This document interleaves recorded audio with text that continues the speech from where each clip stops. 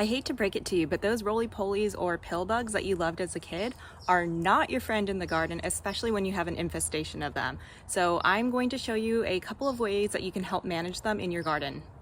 And before anyone comes at me, sure, pill bugs can be beneficial in the garden. They do eat dead plant matter and they move around in the soil and release nutrients that can increase the quality of your soil. And they don't injure humans, they don't bite, and they don't carry disease. That being said, an infestation of pill bugs is an issue because they will start to eat plant matter that isn't dead. If you see a few here and there, these isopods are probably not going to do much, if any, damage. But this is my raised bed that has the pill bug issue. This is definitely an infestation. I had this issue back in the spring and I had to delay planting my tomato starts in here until I got the infestation under control.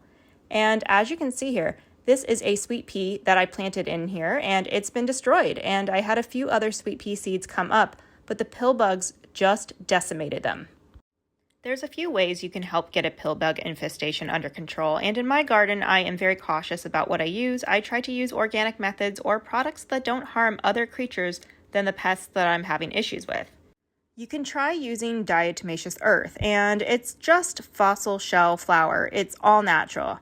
This works on a number of pests, and it's not harmful to worms. It's just this really fine powder, and if you use this, I strongly recommend you wear a mask when applying it so it doesn't aggravate your lungs.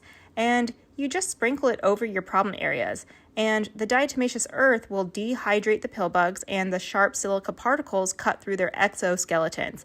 The only thing about diatomaceous earth is that it's rendered ineffective if it gets wet. So if you're experiencing snow or rain, or if it's in an area that you need to water, it's not going to help you very much.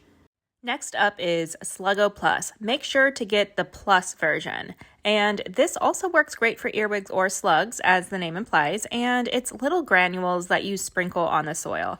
I know I said I don't like using products that harm more than what I am having issues with, and while this is safe around wildlife and pets, Sluggo Plus can be harmful to worms. So I really tried to avoid using it where I know worms are. But I have found worms in the soil days after applying Sluggo Plus that were fine, but I still use it cautiously because worms are so great for the garden. But how Sluggo Plus works on pill bugs is that they are attracted to the pellets and feed on them, and then they stop eating and die off. Another thing you can try that I actually find is the most effective and doesn't hurt any other creatures is using potatoes. Some people use oranges, and you could honestly probably use any other kind of fruit or vegetable, but I use potatoes because they last a while longer than most fruits and vegetables, so I can reuse them more. But I take potato slices and lay them onto the soil, and the pill bugs end up going after the potato slices and they congregate around in the area, which makes it easy for me to scrape them off the potato slices or to scoop or pick them out of the soil. So I'm physically removing them from my raised bed.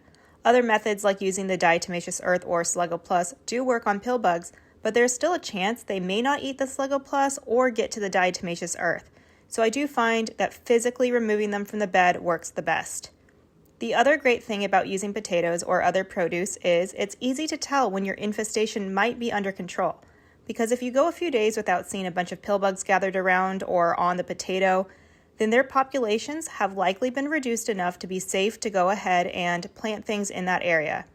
And remember, if you see a pill bug here or there, it's unlikely to do a ton of damage. But when you see droves of them, that's when action should be taken.